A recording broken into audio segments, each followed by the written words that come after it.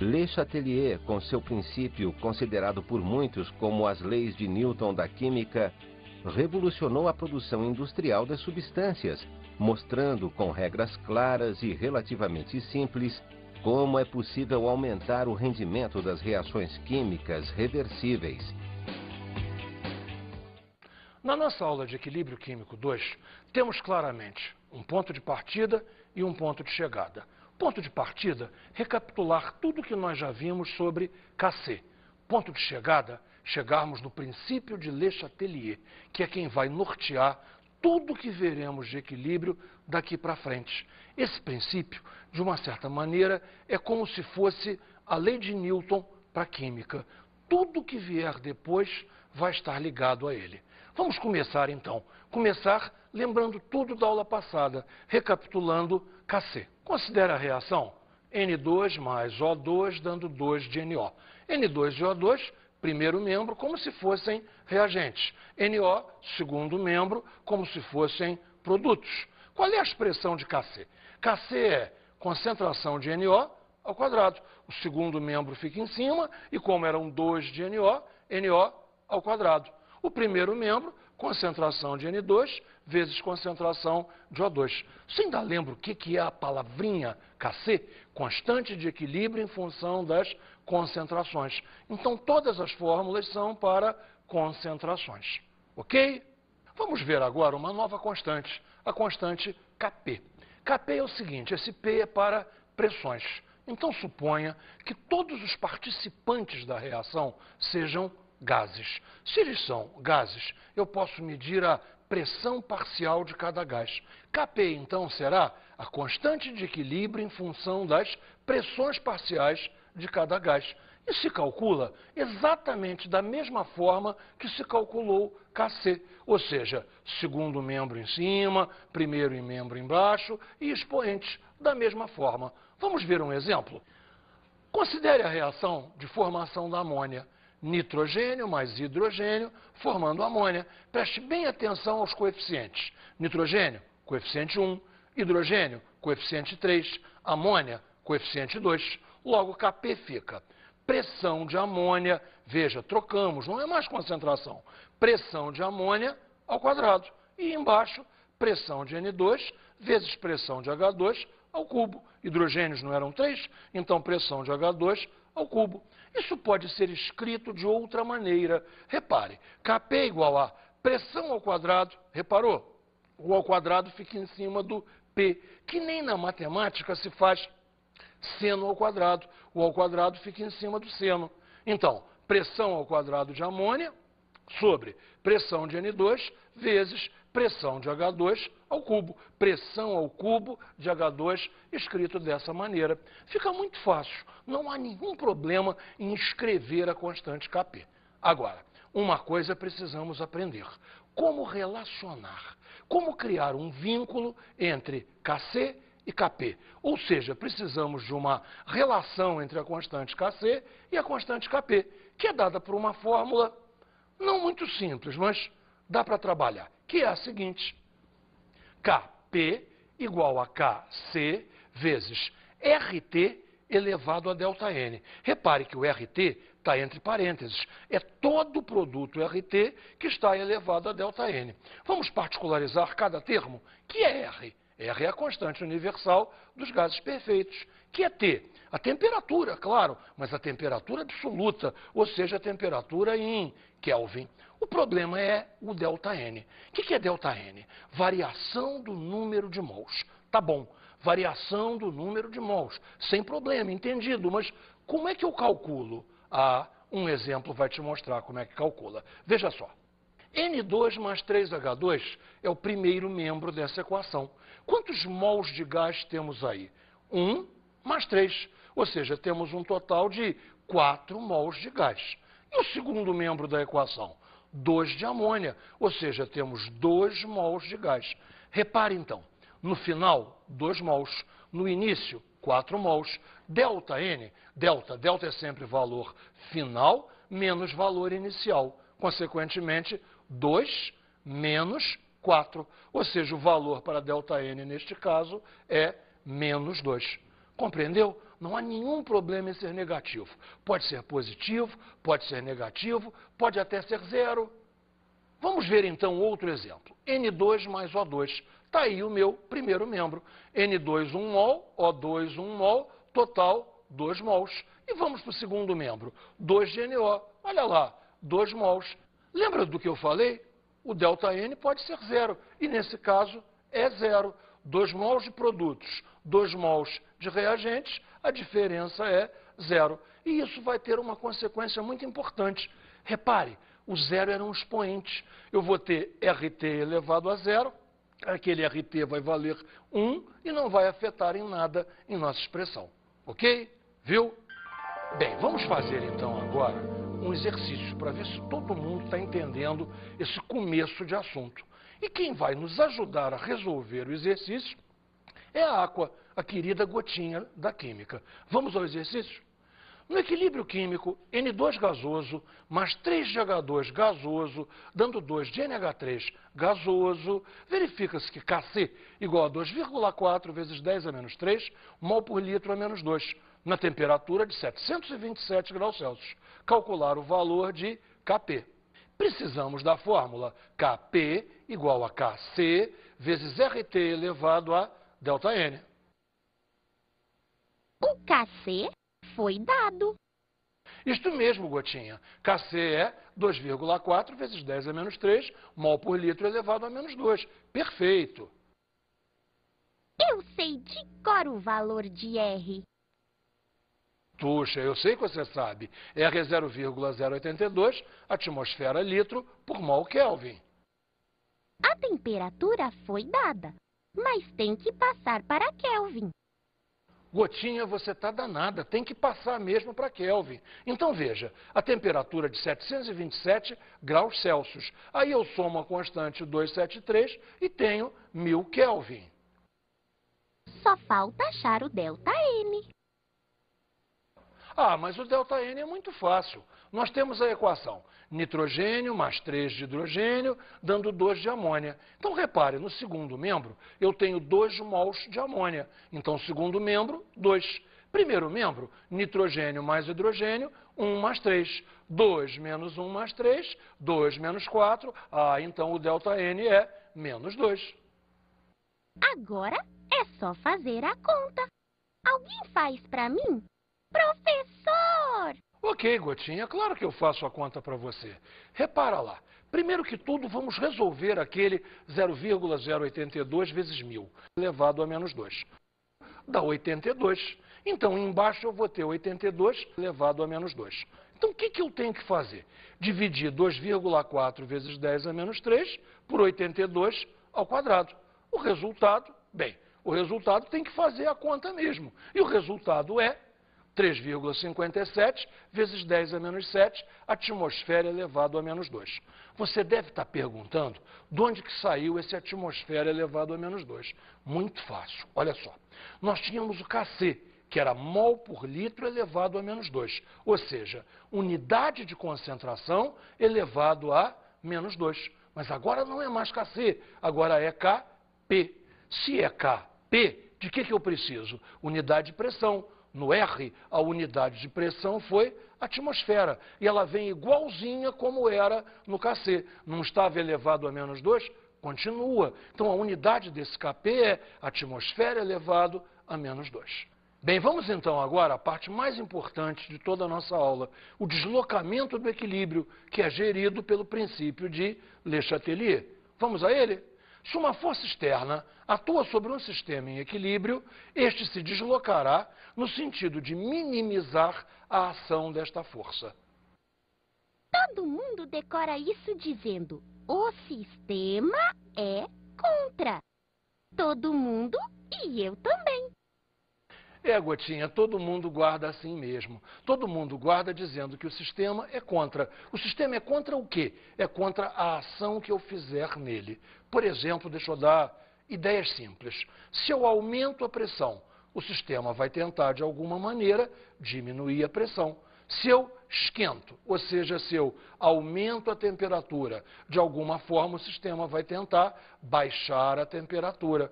Mais um exemplo, se eu coloco um reagente a mais, o sistema vai tentar gastar esse reagente. Se eu retiro um componente do equilíbrio, o sistema vai tentar repor, sempre contra o que eu fiz. É alguma coisa como se fosse em física, lei da ação e reação. Se há uma força de ação, vem de lá uma reação a essa força. Por isso, de uma certa maneira, é que todo mundo chama o princípio de Le Chatelier de a lei de Newton da física. Ela é muito importante e nós temos que ver diversos aspectos dela. Continuando, então, vamos aos principais fatores responsáveis pelo deslocamento de equilíbrio. O primeiro deles é a concentração ou a pressão parcial de um componente do equilíbrio. Veja, a decisão se vai ser concentração ou pressão parcial está ligada a dois fatores. Primeiro, os dados do problema. Segundo, o estado físico do componente. Se for um gás, pode ser tanto uma quanto outra. Agora, se for um componente em solução, só pode ser concentração. Note então o esquema. A mais B ficam como se fosse o primeiro membro. C mais D ficam como se fosse o segundo membro. Sentido 1, então, chamaremos de sentido de ida. O sentido 2 chamaremos de sentido de volta. Então, repare, a adição de A ou B favorece a reação 1, favorece o sentido de ida. O equilíbrio é deslocado para a direita. Já a adição de C ou D favorece a reação 2, que na verdade é o sentido de volta. Logo, o equilíbrio é deslocado para a esquerda. Agora, retiradas. A retirada de A ou B favorece a reação 2. Por quê? Porque o sistema vai tentar repor esse A, repor esse B, voltando consequentemente o sentido. Ou seja, o equilíbrio é deslocado para a esquerda. Agora, a retirada de C ou D favorece a reação 1. Veja, eu retirei C, retirei D, o sistema vai repor C ou D. Logo, o equilíbrio é deslocado para a direita. Resumindo então, pessoal, vamos repassar tudo o que falamos no esquema. Olha só, eu adiciono A. O que o sistema vai fazer se eu adicionei A? Gastar esse A. Para gastar A, sentido 1. Da mesma forma, se eu adicionar B. Agora, eu adicionei C. O que o sistema precisa? Gastar C. Para gastar C, sentido 2, sentido de volta. Da mesma forma, se eu adicionar D, vamos gastar D. Então, vamos para lá, sentido de volta. Bem, as retiradas são um pouco mais complicadas. Eu tenho a certeza que sempre é possível adicionar. Retirar nem sempre é possível. Imagine uma situação boba. Eu tenho café com leite e quero tirar só o leite. Que dificuldade! Mas, supondo que é possível retirar um único componente, observe, se eu retirar A ou B, o sistema vai repor A e B, vai fazer A e B, então repõe sentido 2. Se eu retiro C ou retiro D, o sistema tem que repor C e D, consequentemente, para repor sentido 1. Não é difícil, é só estar atento e ver o que aconteceu e a consequência. Se foi colocado, tem que ser gasto. Se foi retirado, tem que ser reposto. Vejamos então a influência da pressão total sobre o sistema. Repara, esse é um ponto crucial que você vai ter que entender muito bem. Se eu aumento a pressão total, o sistema vai tentar reduzir a pressão total. Como é que é possível reduzir pressão total? Só de uma maneira, reduzindo o número de mols de gás do sistema. É a única maneira, é baixar o ΔN, baixar o número de mols de gás. Ao contrário, se eu diminuo a pressão, o sistema vai tentar aumentar a pressão. Como? Aumentando o número de mols de gás do sistema. Veja comigo neste sistema em equilíbrio. Nitrogênio mais hidrogênio fornecendo amônia. Repare o primeiro membro. 1 mol de gás, 3 mols de gás, total de 4 mols de gás. No segundo membro, 2 mols de gás. Então veja, o sentido 1 provoca uma diminuição do número de mols de gás, de 4 para 2. Voltando à equação, repare, eu aqui tenho 2 mols, aqui eu tenho 4 mols. Se eu estou indo no sentido 2, eu estou indo de 2 para 4, ou seja, o sentido 2 faz um aumento do número de mols, de 2 para 4. Perfeito? Logo, como vai funcionar a pressão total? Se eu aumento a pressão total, o sistema tenta diminuir a pressão total. Como? Tem que diminuir o número de mols. O número de mols tem que ir de 4 para 2. Isto aí favorece a reação 1, ou seja, o equilíbrio é deslocado para a direita. Ou seja, moral da história, se eu quero fazer muita amônia, eu tenho que trabalhar em alta pressão, porque a amônia é feita no sentido 1. Se eu tenho que fazer muita amônia, eu tenho que deslocar no sentido 1. Pressão alta. Para combater a pressão alta, o sistema diminui o número de mols. Consequentemente, faz amônia, que na verdade é o que eu quero fazer. Assim sendo, se eu sou o feliz possuidor de uma fábrica de amônia, eu tenho que dar a ordem para que a minha fábrica só trabalhe em pressão alta. Você está vendo a terrível relação que tem entre princípio de Le Chatelier e fabricação e, consequentemente, economia? Princípio de Le Chatelier move a indústria. Logo, a diminuição da pressão favorece a reação 2, porque se eu diminuo a pressão, o sistema vai compensar isso tentando aumentar a pressão, aumentando o número de mols, passando então de 2 para 4. Isto é o sentido 2. Isto é a reação de volta. Então, repare, o equilíbrio é deslocado para a esquerda. Entendido isso, vamos ver agora o principal fator de deslocamento de equilíbrio, que é a temperatura. Repare, se eu estou falando em temperatura, eu tenho que falar em 2 coisas. Eu tenho que falar em reações exotérmicas e tenho que falar em reações endotérmicas. Exo é para fora. Uma reação que libera calor para fora, libera calor, vai esquentar o meio ambiente. Ao contrário, uma reação endotérmica absorve calor, retira calor ao meio ambiente, logo vai esfriar o meio ambiente. Então veja, se eu tenho uma reação exotérmica, ela faz a temperatura aumentar. Se eu tenho uma reação endotérmica, ela faz a temperatura diminuir. Mas veja, eu tenho que conjugar isso com o fato de que o sistema é contra. Se o sistema é contra, observe como é que eu vou raciocinar. Se eu aumentei a temperatura, o sistema vai reagir. Vai reagir como? Tentando baixar a temperatura, ou seja, usando o calor que eu forneci para fazer uma reação endotérmica. Sempre, então, o aumento de temperatura favorece a reação endotérmica. E o contrário é verdade? Claro que o contrário é verdade.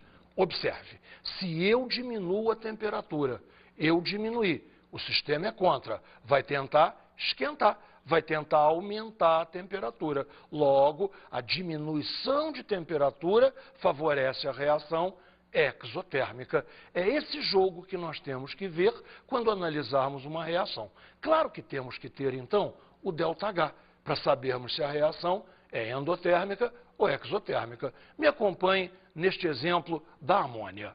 Nitrogênio mais hidrogênio fazendo amônia, nos 2 sentidos, 1 e 2, o ΔH se refere sempre ao sentido de ida, ou seja, o sentido 1, o sentido de ida, o sentido de escrita natural é que está dado aqui. Se o ΔH é negativo, quer dizer que a reação é exotérmica. Insistindo, que reação é exotérmica? A ida, ou seja, nitrogênio e hidrogênio se transformarem em amônia, isso é exotérmica. Vamos guardar assim? Fazer amônia é exotérmico. Logo, o sentido 1, reação exotérmica. Consequentemente, sentido 2, reação endotérmica. Perfeito? E agora vamos analisar o aumento da temperatura. O aumento da temperatura favorece que reação? Vamos ver se você entendeu. Se eu aumento a temperatura, eu estou favorecendo a reação que vai fazer a temperatura baixar. E qual é a reação que faz a temperatura baixar? Claro, você lembra, é a reação endotérmica. Então, o aumento da temperatura favorece a reação endotérmica.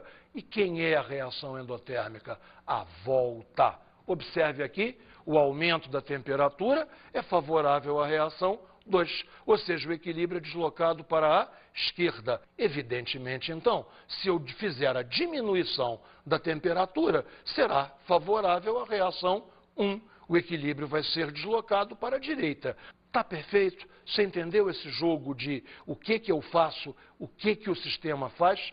Isso é essencial à resolução de qualquer exercício. Botei essa dica aqui para você não cair em pegadinha nenhuma. Olhe lá.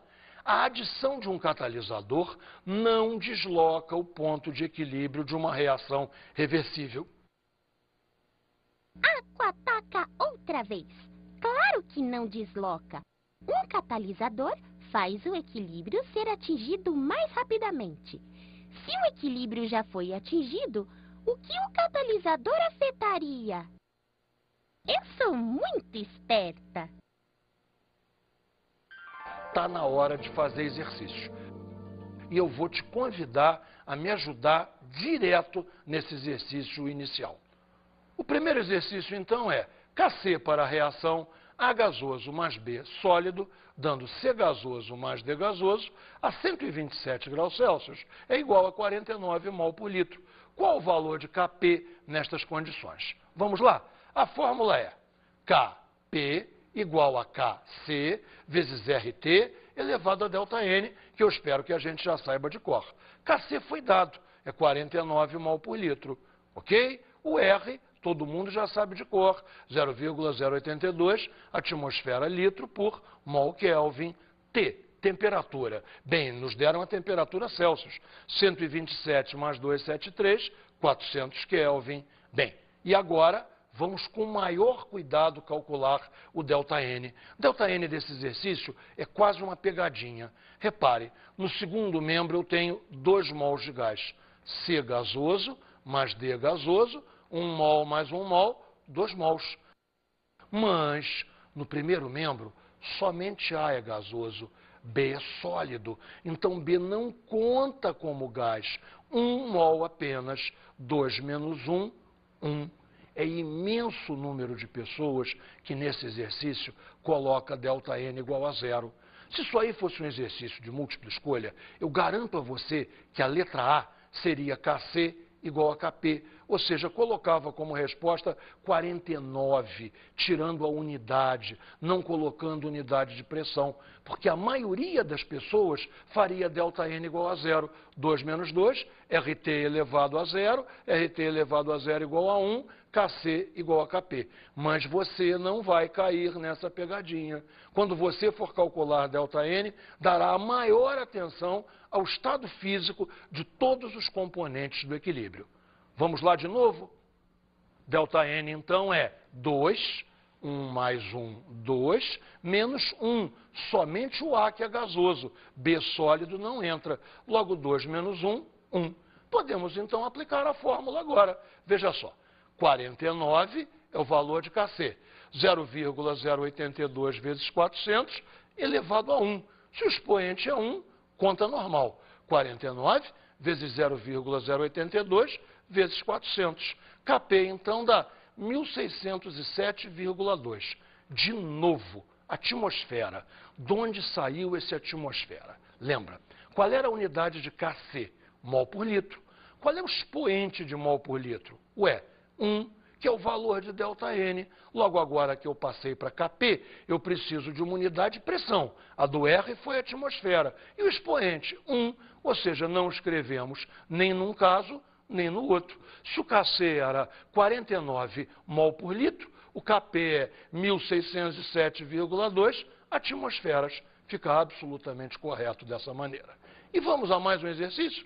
Diga para que lado se desloca o equilíbrio do sistema se houver a duplicação do volume total do reator. Opa!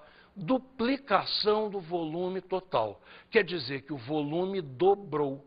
Se o volume dobrou, o que está acontecendo na verdade? A pressão está caindo. Se o volume dobra, a pressão deveria se reduzir à metade. Mas, você lembra, o sistema é contra. Se o sistema é contra, ele vai tentar influenciar o ΔN. Se eu estou aumentando o volume, eu estou diminuindo a pressão. O que o sistema vai fazer? Tentar aumentar o número de mols. Confere comigo.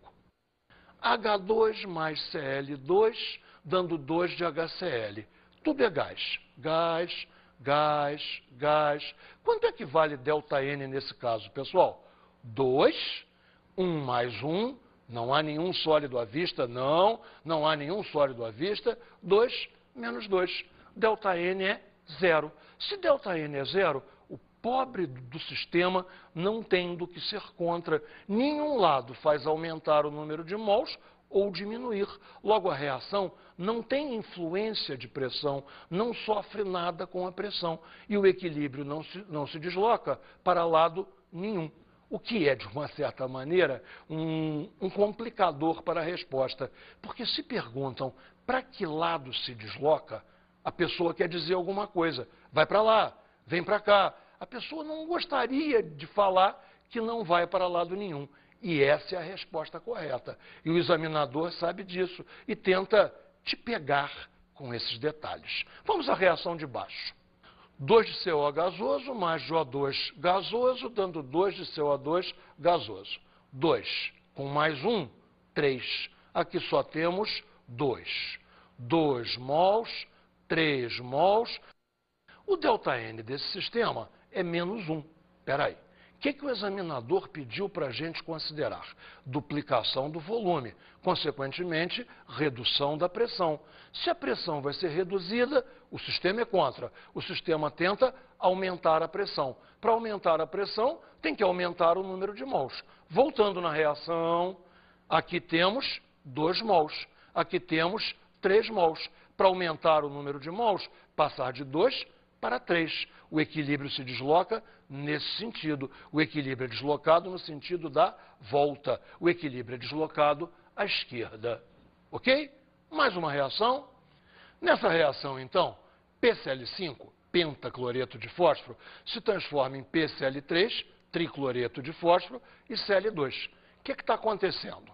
1 mol está se transformando em 2 mols.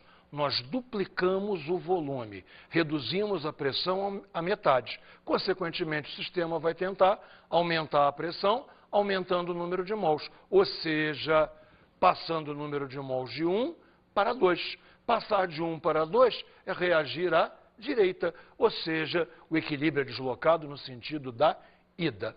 Bem, para fechar essa aula com chave de ouro, vamos analisar uma situação de equilíbrio que ninguém esperaria ver em uma aula de química. O equilíbrio de gases dentro de uma garrafa de champanhe. Caramba, tem uma coisa que você não sabe. Você já viu todo mundo estourar champanhe. O que você não raciocinou é qual é a pressão que tem ali dentro. A pressão ali dentro é de 5 atmosferas. 5 atmosferas é equivalente a você estar 50 metros abaixo do nível do mar. Você já imaginou mergulhar 50 metros? Qual seria a pressão em cima de você? Esta é a pressão dentro de uma garrafa de champanhe. O que nós temos basicamente ali afetando o equilíbrio? CO2 e água. CO2 e água, o CO2 não simplesmente se dissolve na água, ele reage com a água, fazendo um equilíbrio entre H+, e HCO3-. Repare comigo no quadro. No primeiro membro, você tem 1 mol de gás, apenas o CO2 gasoso. A água é líquido. No segundo membro, você não tem nenhum mol de gás. Está tudo em solução aquosa. Então, você tem a passagem de 1 mol de gás para 0 mols de gás. Logo, se a pressão diminuir, o sistema tentará a qualquer custo aumentar a pressão. Como? Liberando o gás. Vem comigo, vamos ver o exemplo na prática. Os oficiais de Napoleão comemoravam as vitórias em batalha assim, abrindo a champanhe com um sabre. Você pega aqui, traz a garrafa de champanhe, ela tem um ressalto aqui. Você vai bater aqui para cortar o vidro. Vamos lá? 1, 2, 3 e... Perceberam então como é que se abre uma garrafa de champanhe de maneira espetacular? Repare, você tem um corte de vidro absolutamente limpo, não há um ressalto. E não há a menor possibilidade de vidro ter entrado aqui dentro, porque a pressão jogou a rolha longe, impediria completamente a entrada de vidro para dentro do líquido. Sabe de que mais? Tchim-tchim.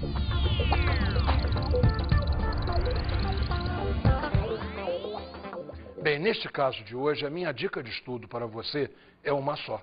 Resolver a maior quantidade de exercícios que você puder, pois tenha certeza, esse esforço é recompensado pelo número de questões que aparecem em prova envolvendo o princípio de Le Chatelier. Isto é absolutamente fundamental para você continuar o seu estudo de química. Toda a indústria está apoiada no princípio de Le Chatelier. Bom serviço para você e muitos exercícios.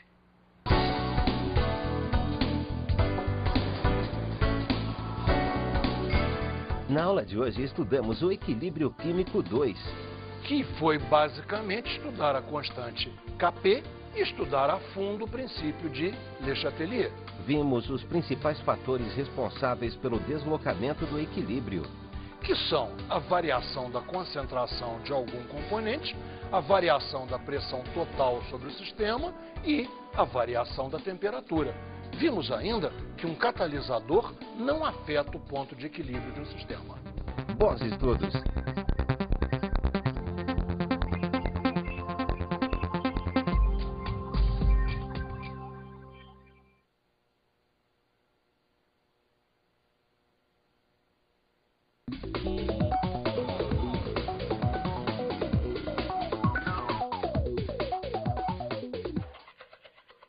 Trabalhar com o princípio de Le Chatelier, para mim, é uma das coisas mais prazerosas, porque eu relembro a minha origem na indústria. E na indústria, você sabe, sem princípio de Le Chatelier, não se faz nada. Precisamos transmitir isso para o nosso aluno, fazer com que ele tenha o gosto em analisar os sistemas que nós gostamos de analisar. Então, que essa champanhe que nós estouramos hoje seja um brinde ao bom trabalho de todos nós.